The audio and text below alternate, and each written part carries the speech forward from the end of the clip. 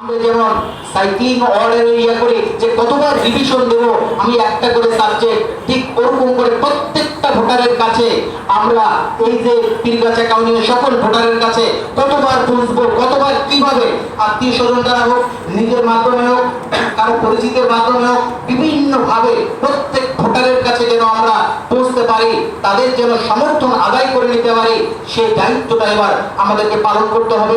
আমাদের যে বোনরা আছে তাদেরকে পালন করতে হবে।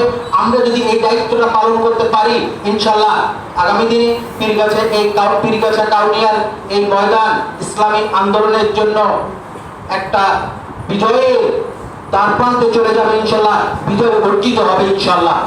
আমি সবাইকে আবারও এই প্রোগ্রামে আসার জন্য আন্তরিক মোবারকবাদ জানিয়ে, কৃতজ্ঞতা জানিয়ে, আর আমরা আরেকটি কথা বলি যে আজকের এই প্রোগ্রামের ব্যাপারে আমরা খাওয়া দাওয়াটাকে খুব বড় করে দেখার চেষ্টা করিনি। আমরা যারা